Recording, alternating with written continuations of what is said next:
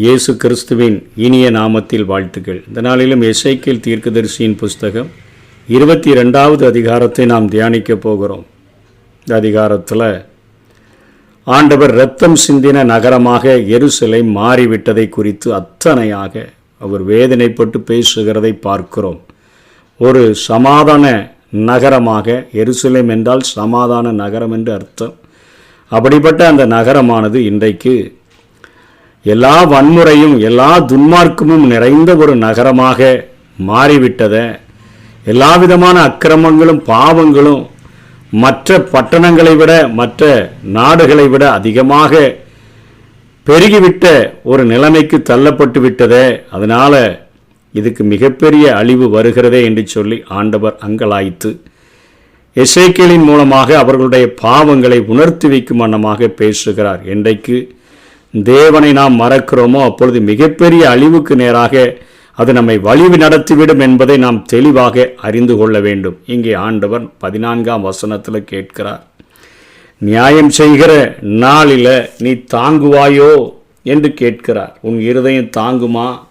அப்பொழுது உன்னுடைய கைகள் திடமாக இருக்குமோ? உன் இருதயத்தில் தான் தாங்க முடியுமா? நான் நியாயம் செய்கிற அந்த நியாய தீர்ப்பை உன் கைகள் திடமாக இருக்குமா? ஏன் நீ நான் சொல்லுகிற காரியங்களை ஏசாயாவை கொண்டு பேசுகிறேன், எரேமியாவை கொண்டு பேசுகிறேன், எசேக்கியேலை கொண்டு பேசுகிறேன், ஆனாலும் உன்னுடைய பாவங்களிலிருந்து நீ வெளியே வராதபடி இரத்தம் சிந்துகிற நகரமாக இதை மாற்றிவிட்டாயே, எல்லா துன்மார்க்கமும் நிறைந்த ஒரு பட்டணமாக மாற்றிவிட்டாயே என்று சொல்லி இங்கே ஆண்டவர் எசேக்கியேலின் மூலமாக கடைசியாக அந்த எருசலேம் அழிக்கப்படுகிறதற்கு முன்பாக பேசுகிறதை பார்க்கிறோம். இஸ்ரவேல் மக்கள் ஆன்மீக ஒழுக்கங்களை என்னைக்கு விட்டு விட்டாங்களோ அன்னைக்கு வாழ்க்கையிலையும் எல்லா ஒழுக்கங்களும் சீர்குலைந்து விட்டன. இன்றைக்கும் சமுதாயத்தில் வாழ்கிற நம்ம ஆண்டவரோடு கூட ஒரு ஆன்மீக ஒழுக்கம் இல்லாத ஒரு வாழ்க்கை வாழ்ந்தோம் என்று சொன்னால் நம்முடைய வாழ்க்கையினுடைய ஒழுக்கங்கள் எல்லாம் சீர்குலைந்து போய்விடும். பிரியமானவனே, உன் ஆத்துமா வாழ்கிறது போல நீ எல்லாவற்றிலும் வாழ்ந்து சுகமாய் இருக்கும்படிக்கு உன்னை வேண்டுகிறேன் என்று சொல்லுகிறாரே. முதல்ல நம்முடைய ஆத்துமா அது வாழ்ந்தா மாத்திரமே நம்ம எல்லாவற்றிலும் ஆசீர்வாதங்களை பெற்று ஒழுக்க நெறிகளை கற்றுக்கொண்டு இந்த உலகத்தில் சாட்சிகளாக நம்ம வாழ முடியும்.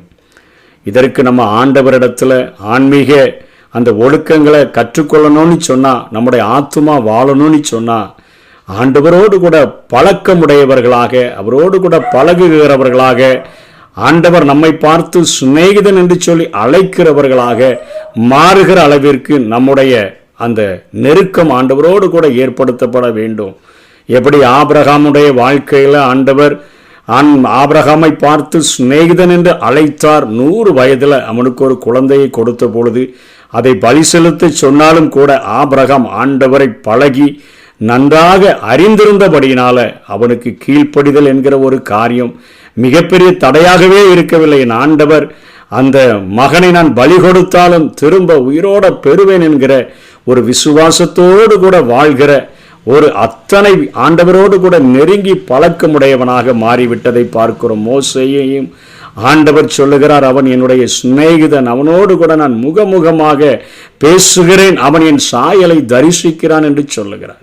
இன்றைக்கு ஆண்டவரோடு கூட ஒரு நெருக்கமான உறவை நாம் ஏற்படுத்தி வாழ்கிறவர்களாக காணப்பட்டோம் என்று சொன்னால் நம்முடைய ஆத்துமா வாழும்.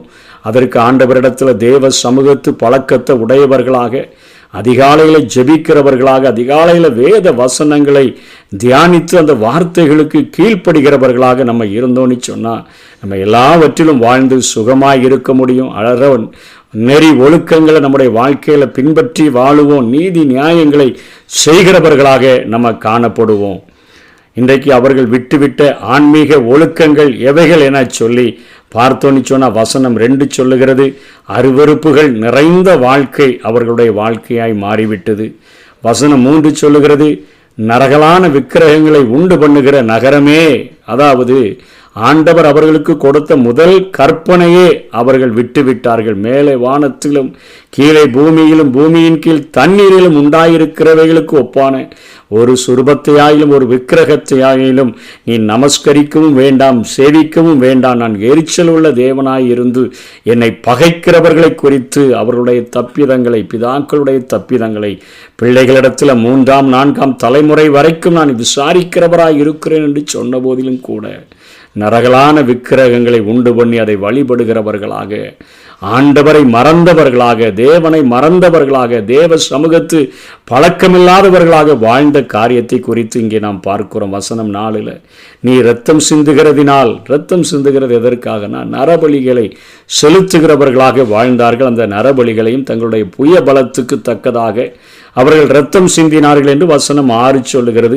வசனம் 8 பரிசுத்த வஸ்துக்களை அசட்டை பண்ணி என் ஓய்வு நாட்களை பரிசுத்த குலைச்சர்கள் ஆக்கினார்கள். பரிசுத்த வஸ்துகள் என்று சொல்லுகிற காரியங்கள் எல்லாம் கடைபிடிக்கணும்னு சொன்னால் இன்றைக்கு என்ன சொல்கிறாங்க, அதெல்லாம் நமக்கு முடியாதுப்பா, நம்ம முடிஞ்ச அளவுக்கு பரிசுத்தமாக இருந்தால் போதும், ஆண்டவர் அதெல்லாம் கண்டுகொள்ள மாட்டார், இதெல்லாம் கண்டுகொள்ள மாட்டார்னு சொல்லி காணிக்கை கொடுக்கிறது, ஓய்வு நாட்களை ஆசரிக்கிறது, ஏதோ நம்ம வாழ்ந்தோன்னா கிருபையாக அவர் நம்மளை பாதுகாத்து கொள்வார் என்று சொல்லி தட்டி கொடுத்து ஓடுகிற காரியங்களை மக்கள் மனதிலே விதைத்து அவர்களை நிர்விசாரமாக வாழும்படியாக, பரிசுத்த வஸ்துக்களை அசட்டை பண்ணி வாழும்படியான ஆட்களாக ஏற்படுத்தி விட்டதை நாம் பார்க்கிறோம். அதே போல வசனம் 9 இரத்தம் சிந்தும்படிக்கு அபாண்டமாக பேசுகிறவர்கள் உன்னிடத்தில் இருக்கிறாங்க.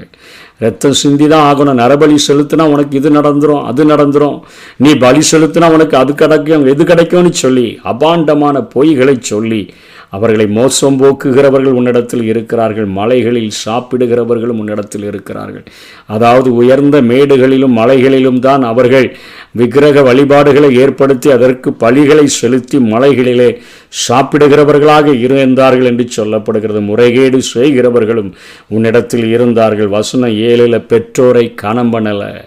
இன்றைக்கும் நம்ம பார்க்கிறோம், அநேக முதியோர் இல்லங்கள் எல்லாம் தோன்றியிருக்கிறதற்கு காரணம் ஆன்மீக ஒழுக்கங்களை கிறிஸ்தவ பிள்ளைகள் விட்டுவிட்டபடினால வாழ்க்கை ஒழுக்கங்களில் அவர்கள் அத்தனை ஓட்டை விழுந்தவர்களாக வாழ்கிறார்கள். பெற்றோர்களை கனம் பண்ணாத ஒரு வாழ்க்கை, வசனம் 7 அந்நியர்களை துன்புறுத்துகிற ஒரு வாழ்க்கை, வசனம் 7 திக்கற்றவர்களையும் விதவைகளையும் ஒடுக்குகிற ஒரு வாழ்க்கை. அவனெல்லாம் தண்டிச்சா எவன் கேட்க போறான்னு சொல்லி அவர்களை அத்தனையாக நாம் இழிவுபடுத்தி அவர்களை வேதனைப்படுத்தி ஒடுக்கி வாழ்கிற வாழ்க்கை, அவர்களுடைய இடங்களை அபகரித்து கொள்கிற வாழ்க்கை இன்றைக்கும் காணப்படுகிறது.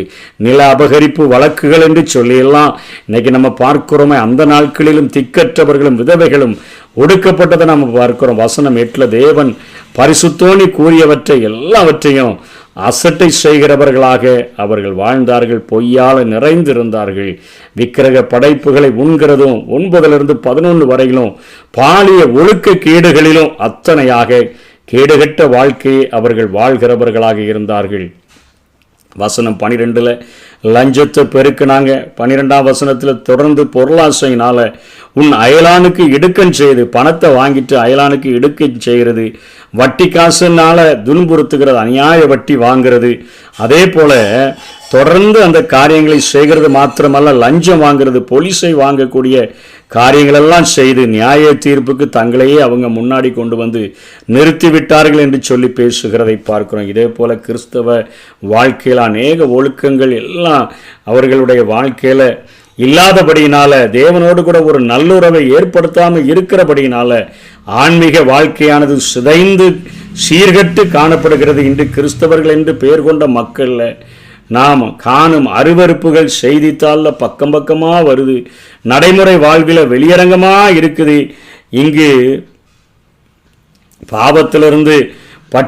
பாவத்தின் பட்டியலிருந்து விலகி வாழக்கூடியவங்க எத்தனை பேர் தான் இருக்கிறாங்கன்னு சொல்லி அஞ்சுகிற அளவிற்கு இன்றைக்கு பரிசுத்த குலைச்சல்கள் காணப்படுகிறதை நம்ம பார்க்கிறோம்.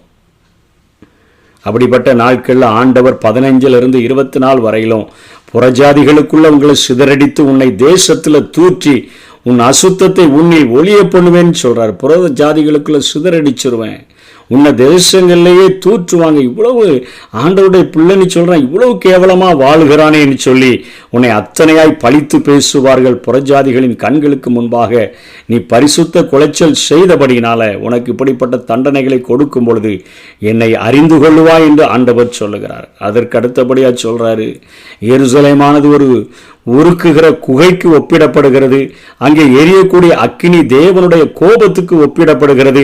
மக்கள் வெள்ளிக்கும் பித்தளைக்கும் இரும்புக்கும் ஈயத்துக்கும் தகரத்திற்கும் ஒப்பிடப்படுகிறார்கள். அவைகள் அந்த எருசலேமினுடைய அந்த குகைக்குள்ள மக்கள் தேவனுடைய கோபமாகிய அக்கினியினால உருக்கப்படும் பொழுது அந்த வெள்ளியாக பொன்னாக, அந்த வெள்ளியாக, அந்த பித்தளையாக, தகரமாக, இரும்பாக, ஈயமாக இருக்கிறவர்கள் தப்பித்துக் கொள்வார்கள். கசடுகள், கழிவுகள், அந்த களிம்புகள் எல்லாம் அக்கினியில சுட்டரிக்கப்படும். இது எதை காட்டுகிறது? ஆண்டவருடைய கோபாக்கினையில அநேகர் சிறையிருப்புக்கு போவாங்க, அவர்கள் தப்பித்துக் கொள்வார்கள். உருகுகிறது போல வேதனைகள் அவர்களுடைய வாழ்க்கையில வந்தாலும் அவர்கள் தப்பித்துக் கொள்வார்கள். ஆனா களிம்பு மாதிரி, கசடு மாதிரி இருக்கிறவன் தான் இப்ப எருசலேமில் இருந்து கொண்டிருக்கிறான். அவனை நான் முற்றிலுமாக ஆலயத்தோடு கூட அரண்மனையோடு கூட முற்றிலுமாக சுட்டரித்து போட போகிறேன் என்கிற காரியத்தை குறித்து இங்கே ஆண்டவர் பேசுகிறார். ஏனென்றால் இது சுத்தப்படாத ஒரு தேசம், முழுவதும் கசடா நிறைஞ்சு போய் இருக்குது. கோபத்தினால மழை பெய்யாத தேசம் என்று சொல்லி அத்தனை கேடடைந்து விட்டதாக எருசலேமை குறித்து ஆண்டவர் அதனுடைய அழிவை முன்குறிக்கிறதை பார்க்கிறோம். இப்போ 22 அதிகாரம் 24 31 வரையும் ஆண்டவர் சொல்லுகிறார். இன்றைக்கு மக்கள் பார்க்குறாங்க. மக்கள் பார்க்கும் பொழுது எருசலேமை சுற்றி 2 மதில்கள் இருக்கின்றன. ஒரு மதில் இருக்கிறது, நடுவில் உளையான சேறு இருக்குது, தண்ணீர்கள் இருக்குது. அதை தாண்டி இன்னொரு மதிலை உடைக்கணும்னா எதிரிகளால் அவ்வளவு சீக்கிரத்தில் முடியாது. ஆனால நம்ம இவ்வளோ பெரிய பாதுகாப்பில் இருக்கிறோம். எரேமியா இதே தான் சொல்கிறாரு, ஆண்டவர் எருசலேமை சுட்டரிச்சிருவான்னு சொல்கிறாரு. எசேக்கியேல் அதை தான் சொல்கிறாரு. அது எப்படி நடக்கும்? இந்த மதிலை தாண்டி எப்படி எதிரியினுடைய சேனைகள் எருசலேமை நெருங்க முடியும்? சுற்றி உள்ள பட்டணங்கள் அழிச்சாங்க, நிறைய பேரை சிறைபிடிச்சாங்க.